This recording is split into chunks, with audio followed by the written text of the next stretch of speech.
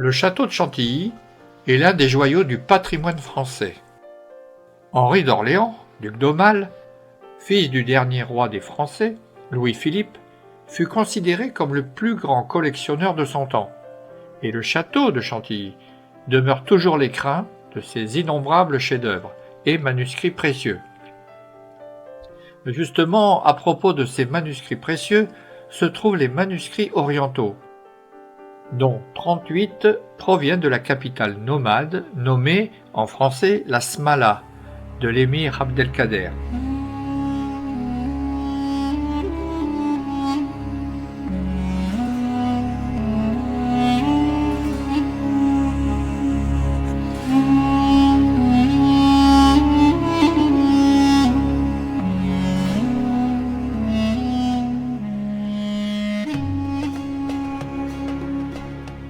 Rappelons d'abord ce qu'est la Smala, qui est un terme francisé, mais qui provient d'un terme arabe algérien, qui désigne une réunion de tentes abritant des familles et les équipages d'un chef de tribu qui l'accompagne lors de ses déplacements. Aujourd'hui, cela désigne plus familièrement une suite nombreuse qui vit à côté d'une personne et qui l'accompagne partout. Qui n'a pas dit un jour « Tiens, le v'là !» qui arrive avec toute sa smala. Voici la composition et l'installation de la smala quand le terrain lui permettait de camper d'après la formation adoptée par l'émir Abdelkader. Ce n'est pas seulement une réunion de quelques serviteurs fidèles autour de la famille et des trésors d'un chef, c'est une capitale ambulante, un centre d'où partaient tous les ordres, où se traitaient toutes les affaires importantes. Le campement de la Smala se compose de 4 enceintes circulaires et concentriques, où chaque douar, chaque famille, chaque individu a sa place suivant son rang et ses fonctions. La tente de l'émir se dresse au centre.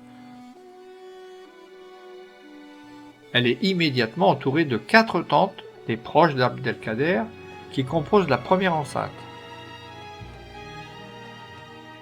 Au total, 368 douars, de 15 à 20 tentes chacun, évalués à peu près 30 000 personnes.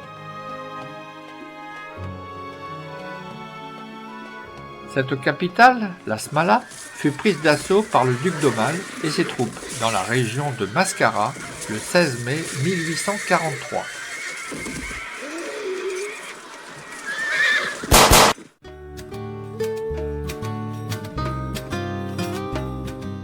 Découvrons un peu plus l'émir Abdelkader. Il est né près de Mascara en 1808.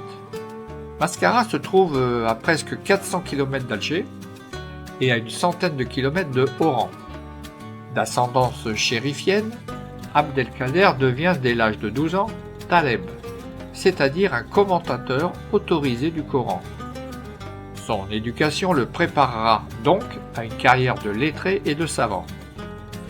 Mais la conquête de l'Algérie, entreprise par la France en 1832, le projette sur le devant de la scène politique et militaire.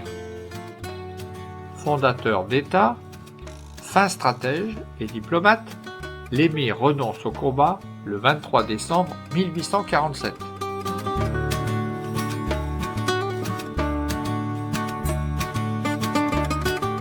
L'émir Abdelkader avait compris l'importance du livre pour l'éducation et la mémoire d'un peuple. J'avais donc prescrit, écrit-il, que dans les villes comme dans les tribus, on veillait à la conservation des manuscrits.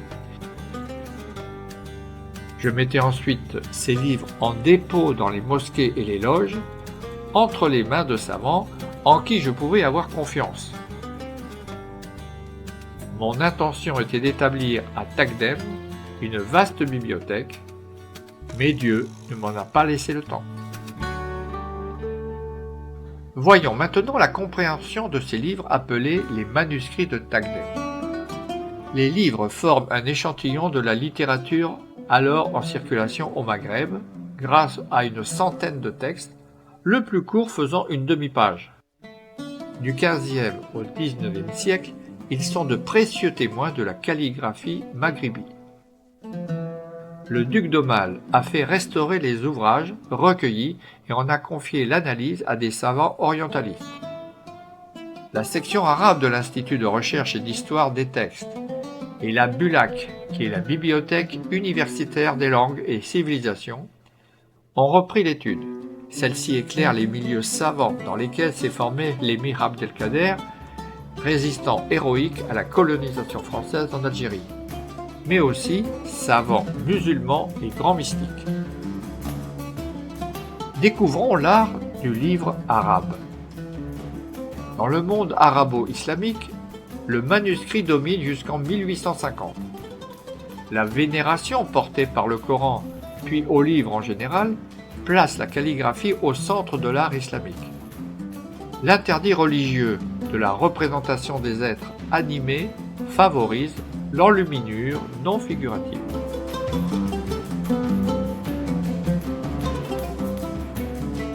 Voici le manuscrit 211.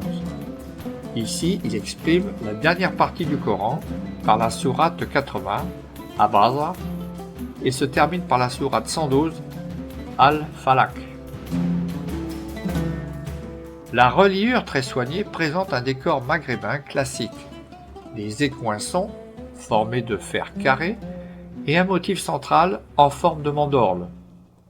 Un morceau de soie a été collé pour offrir de la couleur et donner du relief à l'estampage.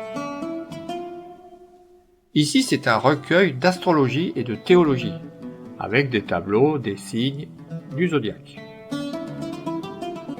Il y a dans cet ouvrage le Kifaya al-Mourid, qui est un poème sur Dieu et ses attributs.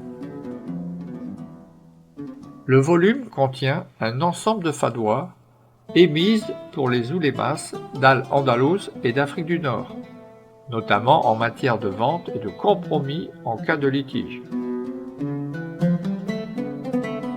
Enfin, un poème en l'honneur du fils du Dey d'Alger. Le manuscrit rappelle l'importance de la poésie lettrée musulmane. Je termine par cette réflexion prophétique pour l'humanité. L'émir Abdelkader avait compris l'importance du livre pour l'éducation et la mémoire d'un peuple.